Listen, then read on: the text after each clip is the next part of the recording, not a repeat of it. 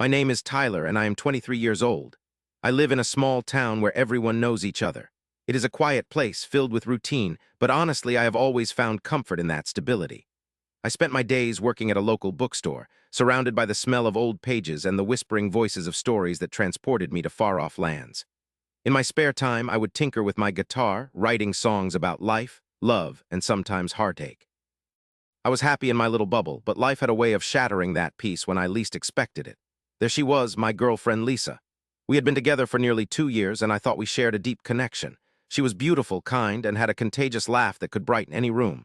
I was ready to take the next step with her, maybe even talk about a future, until one fateful day when everything changed.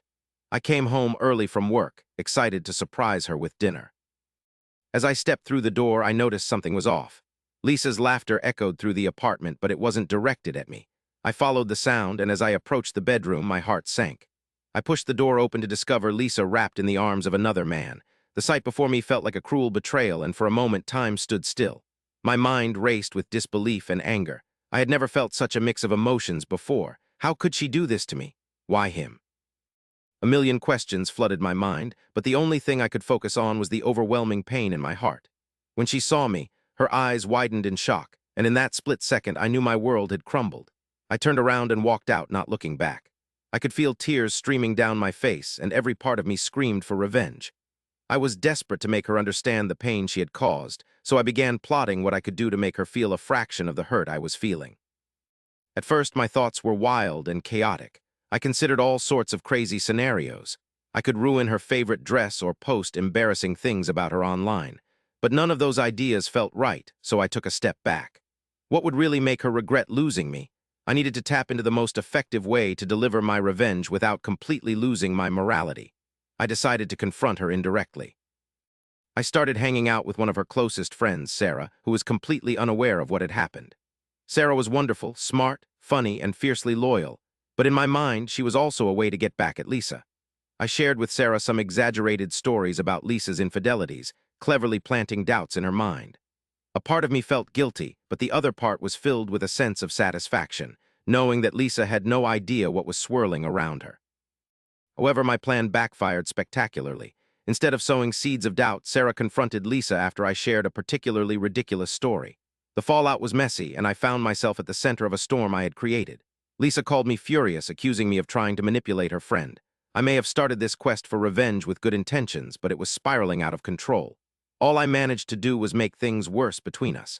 Now I felt lower than before. My heart broke all over again. I had no idea that my plan would push Lisa further away, and just like that, the anger morphed into despair. The thought of losing her for good gnawed at me. I had lost the respect of my friends, and the isolation pressed down on me like a heavy weight. I could not even talk to Sarah anymore and found myself sitting alone at my favorite coffee shop, staring blankly at the table. All my steps seemed futile, and I began to lose hope. Just when I thought I had hit rock bottom, an unexpected encounter changed everything. I ran into Lisa one evening while I was out for a walk. She looked different, more confident maybe. Anger bubbled inside me again, but there was also a sense of longing, a desire to have things back to how they were. I could see that she had been crying, and for an instant we locked eyes, both of us knowing there was so much unsaid between us. In that moment, I made a choice. I would confront her directly, not hiding behind schemes or manipulations. I took a deep breath and approached her. "Lisa," I said, my voice shaking slightly, "can we talk?" The look on her face showed surprise, but also caution. I was terrified, but I knew I needed to dig deep and find that last ounce of courage. In that heated conversation, I poured my heart out. I expressed my hurt, my anger, but I also explained how much she meant to me. I told her that I only wanted her to see how deeply she had cut me and hoped she understood that revenge would only add to the pain, not alleviate it. As we talked, the walls began to crumble. She admitted to her mistakes, her fears, and I realized that perhaps we both needed to hear each other out to heal. In some surprising turn of fate, our confrontation led to understanding. We agreed to spend some time apart, to reflect and think about what we truly wanted. It was not the kind of resolution I had initially planned for, filled with bitter revenge and satisfaction. Instead, it was about facing the truth and potentially rebuilding something real. Weeks later, I found myself sitting with Sarah again, and while the wounds were still fresh, I learned that sometimes revenge does not solve the problem. It only creates a new one. I felt empowered, though, because I chose to confront my pain and be honest rather than hide behind petty schemes. Love is complicated, but my heart found clarity. I left the anger behind, and though the future with Lisa was uncertain, it was a future we could build together if we chose to pursue it. In the end, I realized not everything needs revenge to heal. Sometimes, understanding can be the most powerful act of all.